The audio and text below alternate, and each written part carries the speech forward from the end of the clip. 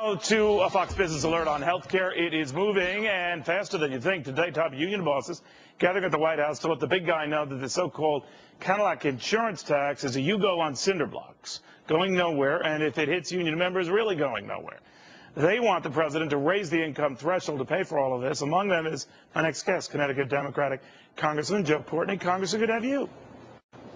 Great to be back, Neil. Did you get a sense, or are you afraid that these guys were trying to craft a deal that would avoid them from having to pay anything to pay for health care, just protect their union butts?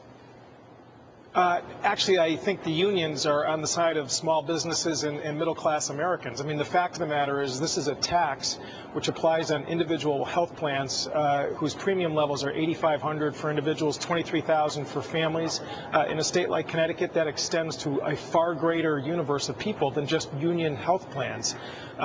This is a tax which will aggregate secondary insurance, vision, dental, flexible savings accounts. If you have a disability plan that provides health benefits, the AFLAC plan, I mean, all that's going to get swept up with the plan that came out of the Senate. So, I would say someone to you, Neil, must have had it. But I'd say though, Congress, someone must have had a come to Jesus moment here and realized, we're putting more than half the bill for all of this healthcare spending on 0.3% of the American population.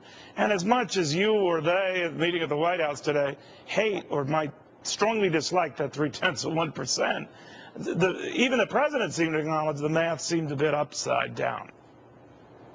Well, actually, I think if you go back to the campaign in 2008 when John McCain proposed taxing health benefits, and candidate Obama came out strongly against it and said that we should pay for it by rebalancing the tax code.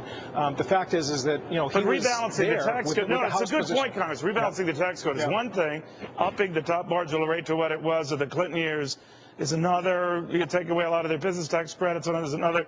Maybe taking away the deduction on Medicare and the limit, the ceiling is another. I mean, it's not as if the rich and those who aren't so rich aren't going to pay through the nose anyway, right?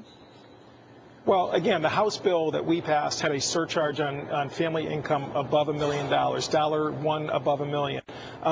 As you point out, that probably shielded 99% of America from having any tax exposure. But you under must the realize House plan. but you guys must realize that, again, whether it's the million and over crowd, the 500,000 over crowd, the 250,000 over crowd, where this staggered sort of payment system starts, that you can't keep hitting up the same group, right?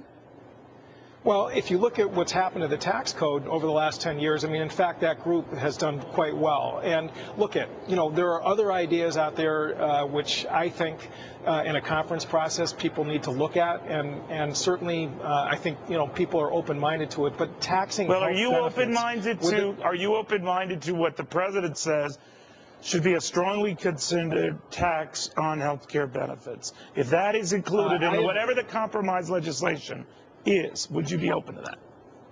I mean, Neil, I've been leading the charge on this, as you know. Like my last visit in October, we had 190 House members.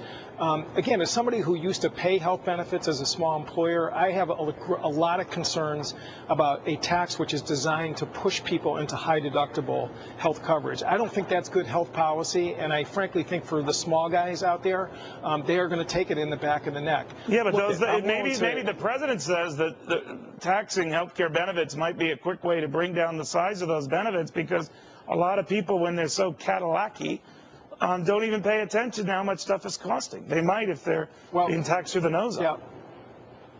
Coming from Connecticut, where we know a little bit about insurance, I mean, in fact, premiums are set, though, for many factors other than healthcare utilization or the richness of the package. I mean, age and region, occupation, those drive the setting of premiums. And that's the problem with the Senate bill. It is a very blunt instrument, which I think will sweep up a lot of people who don't have the ability to control the price of their health insurance premiums. This is the issue, and I applaud the fact that you've taken time tonight to talk about this, because I actually think this is going to be the biggest issue in terms of trying to get a conference report done sometime in the near future. And frankly, I think it's going to take a lot of work to figure this thing out. But the union guys, I mean, I think are really just the tip of the iceberg in terms of the number of plans that will be impacted by the Senate bill as written.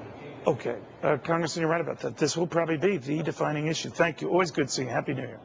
Okay, Neil. Yep, you too.